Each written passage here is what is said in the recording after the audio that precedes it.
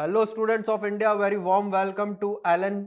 आज मैं अमन माहेश्वरी और मेरे साथ है देवेश गुप्ता सर। हम एक चर्चा लेकर आए हैं जिसमें हम बच्चों की सारे डिलेमास और क्वेरीज को क्लियर करने वाले हैं, क्योंकि सर बच्चों का जेई मेंस का फर्स्ट अटेम्प्ट हो चुका है। तो सबसे पहले तो सबको कॉन्ग्रेचुलेशंस कि आपने अपना फर्स्ट अटेम्प्ट सक्सेसफुली दे दिया है। अब लेकिन बच्चों के बहुत सारे कॉल्स भी आए थे, बहुत सारी क्वेरीज भी आई थी सर। वो डिलीमा में है कि आगे की स्ट्रैटेजी क्या होनी चाहिए, आगे की उनकी जर्नी कैसी होनी चाहिए, प्रिपरेशन उनको क्या करनी है। तो आज क्या उनके ये सारे डाउट्स क्लियर कर देंगे सर हम। बिल्कुल सर। अब हम यहाँ पे प्लान बी की चर्चा भी करेंगे कि भाई प्लान बी क्या होना चाहिए अगर हमारा जेई मेंस एडवांस अच्छा नहीं होता है तो क्या करना है। और सर एक जनरल एडवाइस सबके लिए कि सर जितनी जोरों शोरों से तैयारी करते आ रहे थे जेई मेंस की, 5-5 6-6 घंटे बैठने की उनको आदत सी पड़ गई थी पढ़ने की, उस रिदम को नहीं तोड़ना है। रिलैक्स मोड में नहीं आना है, इसी मोड में चलते रहना है आगे। बिल्कुल, चाहे वो एडवांस की तैयारी करे चाहे वो मेंस की तैयारी करे, हमारे पास रिलैक्स मोड है ही नहीं। बिल्कुल ऐसे ही आगे बढ़ते चला जाए। मतलब कंसिस्टेंसी ब्रेक नहीं होनी चाहिए किसी भी कीमत बिल्कुल पर। सर हमारे पास जो क्वेरीज आ रही हैं, क्या आप बताएंगे कैसी क्वेरीज आ रही हैं बच्चों की, क्या उनके बीच में कंफ्यूजन चल रहा है कि क्या करना है कैसे करना है? बिल्कुल सर, क्वेरीज तो बहुत सारी थी।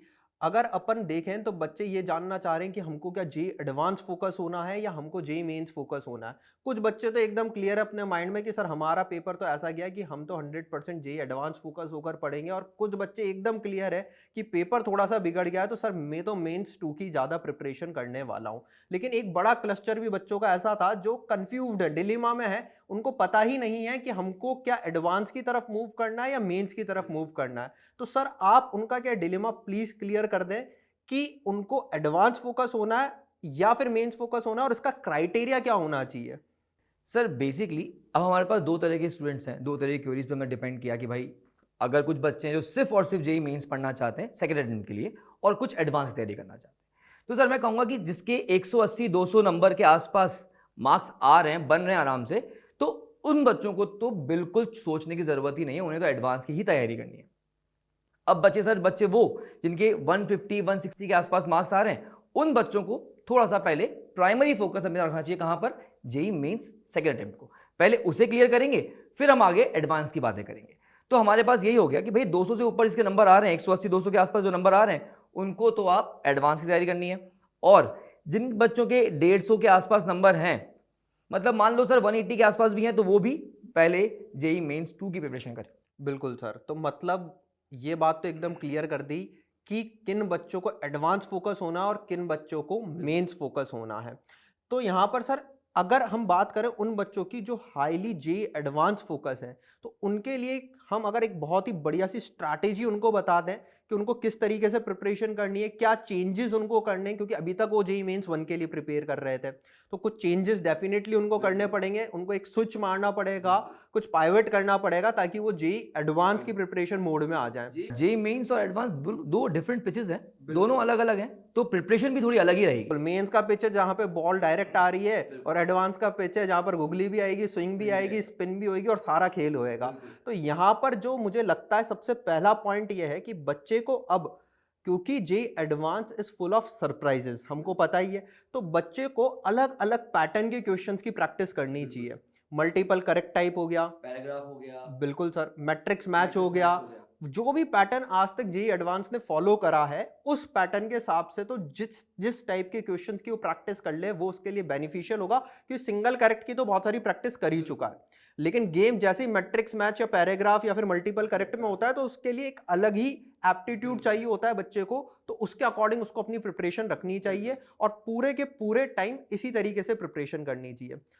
और क्या करना चाहिए सर बच्चे सर इसमें मैं एक और चीज पॉइंट ऐड करूंगा कि बच्चों को थोड़े नए सवाल देखने पड़ेंगे, मतलब थोड़ा एप्टीट्यूड, अपनी थिंकिंग एबिलिटी बढ़ानी पड़ेगी। वो पीवाईक्यू सॉल्व करेगा, बहुत अच्छी बात है, पीवाईक्यू सॉल्व करे, बट पीवाईक्यू के साथ वो देखिए उस सवाल में और क्या पूछा जा सकता था, अपनी थिंकिंग एबिलिटी को बढ़ाए, मतलब उसमें और क्या क्या वो अपने तरफ से क्वेश्चन बनाकर कुछ नए फ्रेश क्वेश्चन देखिए क्या कर सकता है उसके अंदर। बिल्कुल सही बात है सर। और मैं एक और चीज बताना चाहता हूं कि जो जे एडवांस का पेपर है वो कभी भी चैप्टर स्पेसिफिक क्वेश्चंस नहीं पूछ रहे होते हैं। वो हमेशा क्लस्टर क्रिएट करके क्वेश्चंस पूछते हैं, मल्टी कंसेप्ट्स के क्वेश्चंस पूछते हैं। तो यहाँ पर मेरा एक और एडवाइस बच्चों को ये रहता है कि आप क्या करो कि आप एज अ चैप्टर मत पढ़ाई करो। आप एज अ क्लस्टर फॉर्म करो और फिर उसकी पढ़ाई करो। मतलब पूरा इलेक्ट्रोडायनामिक्स का एक क्लस्टर फॉर्म कर लिया, मैकेनिक्स का एक क्लस्टर फॉर्म कर लिया, क्लस्टर फॉर्म करके पूरा हीट एंड थर्मोडायनामिक्स का एक क्लस्टर फॉर्म कर लिया, उस क्लस्टर की अगर पढ़ाई करोगे तो ज्यादा आप ओरिएंटेड हो जाओगे जेईई एडवांस की तरफ। अगर एक ही चैप्टर को पढ़ते जाएंगे, उसी के सवाल कर रहे हैं, तो हमारी थिंकिंग एबिलिटी नहीं बढ़ पाएगी। जब हम क्लस्टर में पढ़ेंगे कि भाई 2 सवाल हमने इसके कर लिए, 2 सवाल उससे कर लिए, तो हम शायद वो थिंकिंग एबिलिटी सोच सकते हैं कि भाई इस चैप्टर को उससे कैसे कनेक्ट करना है। बिल्कुल सर। और सर एक चीज़ और मैं ऐड करूंगा कि सर मेंस की तैयारी के ड्यूरेशन में कुछ चैप्टर ऐसे थे, कुछ टॉपिक ऐसे थे जो मेंस में कट गए थे, मतलब वो ऑप्शन, मतलब सिलेबस में नहीं थे, तो बच्चों ने वहाँ पे स्किप कर दिया। तो कम से कम अब सबसे पहले जब आपको एडवांस की तैयारी करनी है तो उन टॉपिक्स को ढूंढो कि भाई वो क्या थे, और उनको एक बार पूरा अच्छे से उनके कॉन्सेप्ट्स, उनके अच्छे से लेक्चर्स देखे और उसे खत्म करे पहले। ये तो बहुत ही बढ़िया पॉइंट है, क्योंकि सर मैक्सिमम बच्चों ने यही करा था कि मेंस के सिलेबस में से कट गया है, ये हट गया है, तो बच्चे ने उसको पढ़ा ही नहीं है। हमने जरूर पढ़ा है, लेकिन बच्चे ने उस टाइम के लिए उसको स्किप कर दिया है। तो उसको इसकी प्रिपरेशन तो 100% करनी चाहिए। ये तो रही कि प्रिपरेशन ऐसी करनी चाहिए, तो हर वीक वो मेरे हिसाब से क्लस्टर उठा ले, पूरे वीक उस क्लस्टर की पढ़ाई करे। क्या इस पढ़ाई के अलावा, इस प्रैक्टिस के अलावा उसको कुछ और भी करना चाहिए क्या सर? सर सबसे अच्छी चीज़ तो मॉक टेस्ट है। कम से कम वो वीक में 2 मॉक टेस्ट पूरे फुल सिलेबस के दे, क्योंकि अब आप कह रहे हो कि जेईई मेंस अच्छा हुआ है, मतलब सिलेबस तो पूरा कंप्लीट है उसका, अब उसको एडवांस में आगे बढ़ना है, तो कम से कम full syllabus weekly 2 mock test दे, उसको प्रॉपर्ली एनालाइज करे कि भाई मैं कहाँ गलत कर रहा था, कुछ टॉपिक्स में मैं गलत कर रहा हूँ, कुछ कॉन्सेप्ट में, मतलब होता ना कभी कभी कुछ वीक ही रह जाते हैं कुछ पॉइंट्स, उन्हें वो हर मॉक टेस्ट में गलत कर रहा है, तो उन्हें पकड़े, उन्हें आइडेंटिफाई करे और उस पर थोड़ा ज़्यादा ब्रशअप करे उन कॉन्सेप्ट्स को, और हो सके तो अपने मेंटोर, अपने टीचर्स की गाइड ले, तो उसके बाद वो आगे बढ़े। बिल्कुल सही बात है सर। मैं एक और चीज़ यहाँ पर बताऊंगा, आपने बहुत बढ़िया बताया कि after giving your mock test हमेशा एक एनालिसिस जरूर करें कि आपका कौन सा टॉपिक ज़्यादा वीक है, आप कहाँ पर ज़्यादा गलतियाँ कर रहे हैं, और उसका आप चाहे तो नोट से पढ़ो, उस पर और क्वेश्चंस की प्रैक्टिस करो। ये तो बहुत ही बढ़िया पॉइंट है। लेकिन क्योंकि अब गेम जेईई एडवांस का है, तो मुझे लगता है कि जेईई एडवांस में केवल और केवल एकेडमिकली बच्चा बहुत स्ट्रांग हो तो सिलेक्शन हो जाएगा, इसकी कोई गारंटी नहीं है। मतलब उसको एप्टीट्यूड वाइज भी बहुत स्ट्रांग रहना पड़ेगा। आपको केवल यही आइडेंटिफाई नहीं करना है कि आपका एकेडमिकली कहाँ गलती हो रही है। कभी कभी मैंने ऐसा भी देखा है कुछ बच्चों के साथ कि वो एक पर्टिकुलर पैटर्न में ज्यादा गलती कर रहे होते हैं। हो सकता है कि वो पैराग्राफ हो सकता है वो मैट्रिक मैक्स हो। एकदम सर, कि मैंने देखा था एक बच्चा बार बार पैराग्राफ टाइप के क्वेश्चंस में है ना गलतियां कर देता है। उसकी रीडिंग कैपेबिलिटी या स्किल इतनी बढ़िया नहीं थी, बार बार जब भी पैराग्राफ टाइप का क्वेश्चन आता था, ऑल दो उसका वो चैप्टर बहुत स्ट्रांग था, लेकिन वो गलतियां कर रहा था। तो अगर बच्चा ये भी आइडेंटिफाई कर ले कि उसका किस पैटर्न में ज्यादा गलती हो रही है और वो उस पैटर्न के क्वेश्चंस की ज्यादा प्रैक्टिस करेगा, तो ये भी एक एड ऑन पॉइंट होएगा बच्चे की प्रिपरेशन। सर ये बहुत ज़्यादा इंपॉर्टेंट पॉइंट है, जनरली बच्चा इस पर ध्यान देता नहीं है।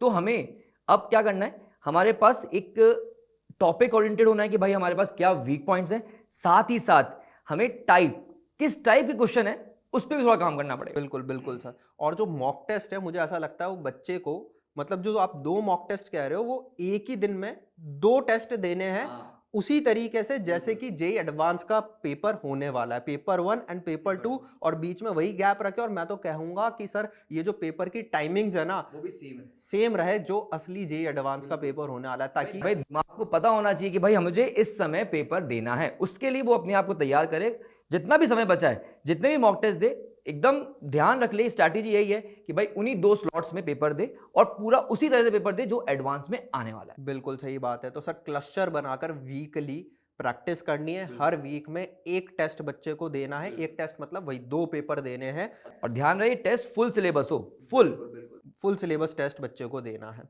तो ये बात तो हो गई इनके टेस्ट की और इनको प्रिपरेशन कैसे करनी है। अब एक और हर्डल यहाँ पर इनकी प्रिपरेशन की जर्नी में आने वाला है, जो कि है बोर्ड्स। मतलब इसकी प्रिपरेशन थोड़ी सी डिफरेंट रहती है एज कम्पेयर टू मेंस और एडवांस। तो सर अगर हम बोर्ड्स की बात करते हैं तो ये बीच में कहीं ना कहीं आ रहा होगा प्रिपरेशन में, तो यहाँ पर बच्चे एकदम फिर वापस डिलेमा में आ जाते हैं कि सर हम बोर्ड्स के लिए पढ़ें कि मेंस के लिए पढ़ें कि सर एडवांस के लिए पढ़ें, तो करें तो क्या करें? बिल्कुल सर। तो बोर्ड्स की प्रिपरेशन करना तो मुझे लग रहा है बहुत ही इजी हो जाएगा उन बच्चों के लिए जिनका मेंस 1 बहुत बढ़िया हो चुका है। लेकिन ये जो बोर्ड्स की स्ट्रैटेजी है तो सब पे वैलिड होगी जो क्लास 12th में भी स्टडी कर रहे हैं, चाहे उनका मेंस खराब हुआ हो या बहुत बढ़िया गया हो, सबके लिए वैलिड है कि हमको बोर्ड्स की तैयारी कैसे करनी है। तो मैं बेस्ट एडवाइस ये देता हूं बच्चों को सर कि जब भी बोर्ड्स की तैयारी की बात आए तो सबसे पहला कदम होना चाहिए कि प्रीवियस 10 ईयर्स के जो क्वेश्चंस हैं उनकी प्रैक्टिस कर लो, उनको देख लो, तो आप वैसे ही वो जो क्राइटेरिया 75% का उसको तो क्रॉस कर ही जाओगे और उससे बहुत आगे निकल जाओगे। इसके अलावा क्योंकि मेंस की तैयारी करनी ही है, तो एनसीईआरटी ओरिएंटेड अगर पढ़ाई कर लोगे, एनसीईआरटी को ढंग से पढ़ लोगे, तो मुझे नहीं लग रहा बोर्ड्स में कहीं भी दिक्कत आएगी। बस मतलब आपकी बस कहने की बात ये है कि आप अपने एनसीईआरटी को अच्छे से कर लो और पीवाईक्यूज कर लो, और साथ ही साथ मतलब बेसिकली मैं कह रहा हूँ 12th वाले बच्चों के लिए, और तो उनको 12th वाला सिलेबस पढ़ना है तो अपनी मेंस का टच भी उसका ना छूटे, एनसीईआरटी भी कंप्लीट हो जाएगी और कुछ बेसिक न्यूमेरिकल्स वो साथ साथ करते रहे, तो ये होगा कि अपने हाँ इस ड्यूरेशन में जेई मेंस वाले मॉक टेस्ट तो देते रहे, क्योंकि हमारे पास ये हो कि उससे टच ना छूटे। बिल्कुल बिल्कुल सर। तो बोर्ड्स की प्रिपरेशन तो दोनों बच्चों के लिए एकदम बढ़िया हो गई है, जो मेन स्पेसिफिक हैं और जो एडवांस स्पेसिफिक है, कि भाई आपको प्रीवियस 10 इयर्स के क्वेश्चंस करने हैं प्लस एनसीईआरटी पढ़नी है, दोनों के लिए बहुत ही बढ़िया बोर्ड्स हो जाएगा। अब सर बात उन बच्चों की कर लेते हैं, क्योंकि वो भी बहुत देर से वेट कर रहे हैं कि सर हमारा मेंस 1 का जो पेपर है वो 19-20 हो गया है और हमको थोड़ा सा ऐसा लग रहा है कि हमको शायद मेंस 2 के लिए ही प्रिपरेशन करनी चाहिए। तो उनके लिए क्या स्ट्रैटेजी होनी चाहिए, उनको किस तरीके से पढ़ाई करनी चाहिए, उनको कितने टेस्ट देने चाहिए, क्या यहाँ पर जो प्रिपरेशन की जर्नी है वो थोड़ी सी डिफरेंट रहेगी उनसे जो जेई एडवांस के लिए फोकस्ड है? हाँ, वो तो हमने पहले ही सर बता दिया था कि भाई मेंस एडवांस दो डिफरेंट पिचेस हैं, आपको प्रिपरेशन थोड़ी अलग ही रहेगी।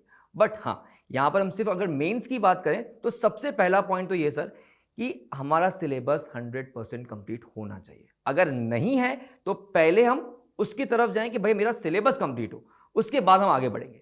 तो मतलब हमारे पास दो तरह के बच्चे हैं कि भाई वो बच्चे जिनका सिलेबस कोई भी रीजन रहा हो XYZ, चाहे उसने लेट स्टार्ट करा हो तैयारी करना या बीच में कोई तबीयत खराब हो गई हो तो उसका कुछ पार्ट रह गया हो या फिर सिलेबस कंप्लीट नहीं हुआ, तो एक तो वो बच्चे। और सर एक बच्चे वो हैं जिनका 100% सिलेबस हो गया है पर पेपर थोड़ा सा 19-20 जैसा आपने कहा कि वो हो गया है, तब वो रीजन कुछ भी रहा हो, हम रीजन के पीछे नहीं जा रहे कि भाई क्यों हुआ वो, चाहे हो सकता है उसकी तैयारी इतनी अच्छी से नहीं हुई हो या हो सकता है तबीयत खराब हो गई हो, कुछ भी रीजन रहा हो, पर हमारे पास दो तरह के बच्चे हो चुके हैं कि भाई जिनका सिलेबस अभी कंप्लीट नहीं है और एक बच्चे वो जिनका सिलेबस एकदम कंप्लीट है।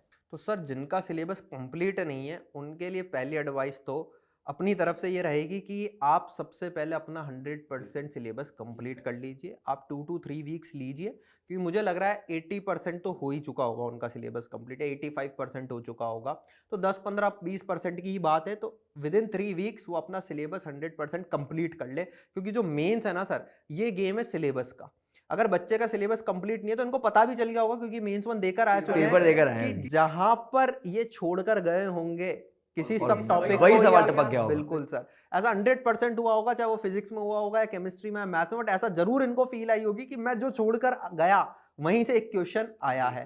तो 100% syllabus completion is the main point over है कि आपको 100% सिलेबस कंप्लीट करना है। आप 2 से 3 वीक लीजिए और उसके बाद की जो प्रिपरेशन जर्नी है वो अब दोनों बच्चों के लिए कॉमन है, जिनका 100% सिलेबस कंप्लीट हो चुका है और जिनका नहीं हुआ है वो 3 वीक में उसको कंप्लीट कर ले। अब जो बात हम करने वाले हैं वो दोनों के लिए वैलिड हो जाएगी, क्योंकि अब दोनों का ही 100% सिलेबस कंप्लीट हो चुका है। तो मेरे हिसाब से अगर बच्चे का 100% सिलेबस कंप्लीट है तो उसको डेली का एक मॉक टेस्ट तो देना ही चाहिए। फुल सिलेबस मतलब सुबह उठते ही उनका यह रहना चाहिए कि फुल सिलेबस मॉक टेस्ट दे दूं और उसके बाद वो अपनी आगे की पढ़ाई करे। वो पढ़ाई कैसे करनी है सर, एक बार अगर आप सर अब वो मॉक टेस्ट दे रहा है तो उसको समझ में आ जाएगा। पहले तो उसने जेई मेंस दे रखा है, उसे पता है कि भाई मैं कहाँ वीक हूँ, और उसके बाद वो मॉक टेस्ट देगा तो धीरे धीरे इंप्रूवमेंट हमको मॉक टेस्ट से ही दिखेगा। तो वो कैसे दिखेगा, जब हम मॉक टेस्ट दे रहे हैं तो हम ध्यान दें कि हम गलती क्या कर रहे हैं। मतलब जब बाद में पेपर देने के बाद आप एनालिसिस करोगे तो कौन से टॉपिक्स में गलती हो रही है मुझसे, क्या गलती हो रही है, जो सिली मिस्टेक्स भी हो रही है, हो सकता है कभी कभी कोई कैलकुलेशन वाले पार्ट में गलती कर रहा है बच्चा, तो वो गलती पकड़े अपनी, मतलब बेसिकली अपने वीक पॉइंट को आइडेंटिफाई करे और वो जो रिमेनिंग दिन है, मतलब पूरा जो दिन बचा हुआ है मॉक टेस्ट का, उसको उन वीक पॉइंट्स पे थोड़ा काम करना पड़ेगा। बिल्कुल सर। तो जो मेंस वाले बच्चे हैं इनको तो मुझे लगता है कि सिंगल करेक्ट और न्यूमेरिकल टाइप क्वेश्चंस की ही प्रैक्टिस करनी चाहिए। मेंस का लेवल इनके सामने है, ये पहले तो फिर भी थोड़ा डिलेमा में रहते थे कि पता नहीं कैसा मेंस का पेपर आएगा, बट अब एकदम क्रिस्टल क्लियर है कि मेंस का लेवल क्या है, पेपर इजी आया है। और अगर ये उसी लेवल के अकॉर्डिंग अपनी प्रिपरेशन करेंगे, पीवाईक्यूज अगर नहीं करें तो उनको अच्छे से ब्रश अप करें, उनको और प्रैक्टिस करें, जितने भी सिंगल करेक्ट टाइप के क्वेश्चंस इनको मिल रहे हैं उनकी प्रैक्टिस करें और चैप्टर वाइज ही यहाँ पर प्रैक्टिस रखें। यहाँ पर क्लस्टर बनाने की जरूरत नहीं है, क्योंकि बहुत ही मिनिमम क्वेश्चंस ऐसे होते हैं जो क्लस्टर बेस्ड आते हैं, तो उनकी ये प्रैक्टिस कर ले। साथ ही साथ रोज एक पेपर देके, जैसा कि आपने कहा, उसका एनालिसिस कर ले। I think that will be more than sufficient mains के लिए, और बढ़िया प्रिपरेशन इनकी हो जाएगी। बिल्कुल सर, एक पॉइंट और ऐड करना चाहूँगा, अपने शॉर्ट नोट्स जो उन्होंने बनाए भी होंगे, जैसे हम क्लास में बोलते भी हैं शॉर्ट नोट्स बनाने के लिए, और नहीं बनाए तो कम से कम वो वीक पॉइंट जो रह गए उनके शॉर्ट नोट्स बनाए, उन्हें बार बार देखे, उन फॉर्मूलोज को बार बार देखें, क्योंकि मैंने देखा है मेंस में जनरली आजकल फॉर्मूला बेस्ड सवाल बहुत ज़्यादा आने लगे, तो फॉर्मूले एकदम दिमाग में रहने चाहिए, फॉर्मूले हमें याद रहें, वो चीज़ें बहुत इंपॉर्टेंट है। ये बहुत बढ़िया पॉइंट आपने पिच करा है सर। मुझे बहुत सारे बच्चों के यही कॉल पर बात जब मैं कर रहा था, यही उनकी प्रॉब्लम थी कि सर हम वहाँ पर फार्मूला भूल गए। क्यों भूले होंगे? क्योंकि जब रिवाइज कर रहे होंगे तो अपनी लेंदी नोट से रिवाइज कर रहे होंगे, तो एक शॉर्ट नोट्स अगर वो बना लें तो बहुत बढ़िया हो जाएगा। और मैं जो आपने बताया कि एनालिसिस के बाद जो कमियां रहती है, जो अपने वीक पॉइंट्स रहते हैं, जो पेन पॉइंट्स रहते हैं, उनको एक अलग ही डायरी में नोट कर लें। मैं उसको बोलता हूँ सेल्फ एनालिसिस डायरी। अगर वो ये बना लेंगे तो मजा आ जाएगा। इनके पास अलग से अपने सारे वीक पॉइंट सामने रहेंगे, और जब बार बार अपनी वो होता है ना कि अपनी वीकनेस दिखती है, तो इंसान का अपने आप अंदर से मन करता है कि मैं इस पर वर्कआउट करूं और अपनी वीकनेस को दूर करूं। तो वो जब खामियां दिखेगी ना, बार बार सामने आएगी, तो अपने आप बच्चा उस पर वर्क करेगा। बच्चों को ये भी समझ में आ गया होगा अब तो कि शॉर्ट नोट बनाने कैसे हैं, भाई खुद से बनाने हैं, मतलब अपने वीक पॉइंट्स, किसी और के नहीं है, ये तुम्हारे वीक पॉइंट है जो तुम्हें शॉर्ट नोट में नजर आएंगे कि भाई ये ही हमें पढ़ना है, ये बार बार देखते रहना है। बिल्कुल बिल्कुल सही बात है सर। तो ये मेंस की जो तैयारी करेंगे, जो मेंस स्पेसिफिक रहेंगे, उनके लिए बात हो गई।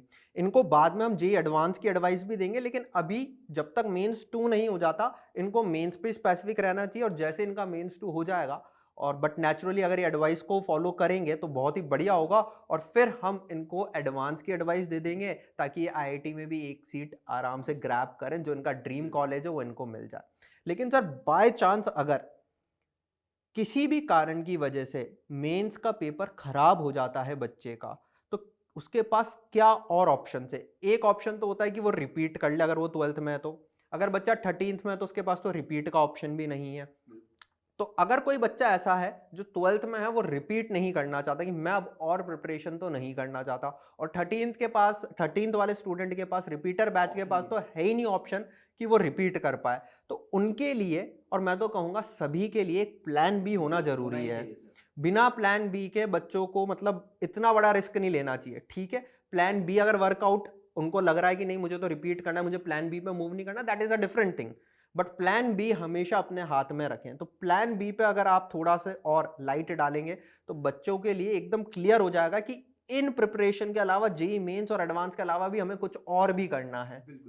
सर अगर देखा जाए ना तो एनआईटीज़ और आईआईटीज़ को छोड़कर भी इंडिया में बहुत अच्छे अच्छे कॉलेज हैं, मतलब in terms of reputation, in terms of placement, in terms of curriculum, बहुत अच्छे कॉलेजेस हैं। जैसे अगर फॉर एग्जांपल आप नाम लें बिट्स पिलानी का, सर बिट्स पिलानी बहुत अच्छा कॉलेज, मतलब किसी आईआईटीज़ एनआईटी से कंपैरेटिवली कॉलेज है वो। बहुत सारे एनआईटी से भी ऊपर रैंकिंग में वो आ रहा है, और आईआईटी के इक्विवेलेंट वो कॉलेज है with a very excellent placements, और रेपुटेशन तो बहुत ही जबरदस्त है। तो यह आपने बहुत बढ़िया पॉइंट बताया कि सर बिट्स का एग्जाम तो हर बच्चे को देना ही चाहिए। इसके अलावा भी डाउन दी लाइन सर बहुत सारे कॉलेजेस और हैं जिनके फॉर्म्स बच्चे को भरने चाहिए। कुछ तो जेई मेंस को ही एज अ स्कोर उनका वैलिड मान लेते हैं, लेकिन कुछ एग्जाम सर ऐसे भी हैं जो खुद का, सॉरी, कुछ कॉलेजेस ऐसे भी हैं जो खुद का एग्जाम कंडक्ट करवाते हैं। यूनिवर्सिटी के एग्जाम पूरे अपने तो खुद के सर होते हैं। वो थोड़ा सा अगर आप बच्चों को गाइड करें कि कौन कौन से ऐसे कॉलेजेस हैं डाउन दी लाइन, हम यहाँ पर रैंकिंग वाइज नहीं बता पाएंगे बच्चों को, लेकिन आप बस ये बता दीजिए कि इन कॉलेजेस का भी अगर वो फॉर्म भर ले और इनके भी अगर वो एग्जाम दे दें तो उसके अंदर कोई बुराई नहीं है। सर जैसे एक नाम तो अपने बिट्स पिलानी का लिया, सर वीआईटी हो गया, कॉमेट के एक बहुत अच्छा एग्जाम है, इसके थ्रू भी आप बहुत सारे कॉलेजेस के लिए मतलब अप्लाई कर सकते हैं। सर मणिपाल हो गया, एसआरएम हो गया, तो ये सारे कॉलेज सर बहुत ही ज़्यादा अच्छे कॉलेजेस हैं। इसमें आप एडमिशन लेने में मतलब ऐसा नहीं लगना चाहिए कि हम किसी अच्छे कॉलेज में नहीं हैं, मतलब कॉलेजेस सब अच्छे हैं। बस और सर एक बात और यहाँ मैं ऐड करूँगा, सर कॉलेज आपका करियर डिफाइन नहीं करेगा, आपकी मेहनत, आपका जुनून, ये करियर डिफाइन करेगा। मतलब हम ऐसे लोगों को जानते हैं कि ऐसे बच्चों को हमने पढ़ाया है कि सर जिनका मेंस कह सकते हो एडवांस आईआईटी में नहीं गए, एनआईटीज़ में नहीं गए, पर वो फिर भी किसी आईआईटीएन से, किसी एनआईटी में पढ़े बच्चे से काफ़ी आगे चले गए हैं करियर में। बिल्कुल, मतलब मेहनत जो है, जो बच्चे ने मेहनत अभी करी है, वो कहीं न कहीं उसके लॉन्ग लाइफ़ के अंदर काम ज़रूर आएगी और अगर वो मेहनत करता रहेगा, हो सकता है एक एग्ज़ाम उसका खराब हो जाए, हो सकता है उसको आईआईटी या एनआईटी ना मिले, लेकिन फिर भी वो अपनी लाइफ़ में बहुत बड़ा कुछ तोड़ू-फोड़ू कर सकता है। मतलब बेसिकली बात ये हो गई ना सर कि एक स्टार्ट अच्छा नहीं मिला ना, स्टार्ट ही तो नहीं मिला, बाकी लाइफ बहुत बड़ी है, हमको आगे बहुत अच्छी-अच्छी चीज़ें, अपॉर्च्युनिटीज़ मिलेंगी। तो हमको वो चीज़ मतलब ये चीज़ लेके डिप्रेस नहीं होना है कि भाई हमारा पेपर अच्छा नहीं हुआ, कि हमारे पास अब कोई अपॉर्च्युनिटीज़ नहीं आएँगी, ऐसा नहीं है, ये तो एक स्टार्ट है। किसी को एक अच्छा स्टार्ट मिल गया, किसी को नहीं मिला, बस इतनी सी बात है। सभी बच्चे जानते हैं, बहुत सारे ऐसे लाइव एग्जांपल्स हैं जो आईआईटियंस नहीं है, जो एनआईटियंस नहीं है, लेकिन वो आज बहुत बड़ी-बड़ी कंपनीज के सीईओ हैं। एक एग्जांपल तो हमको सबको पता है, सत्य नडेला। बिल्कुल सर।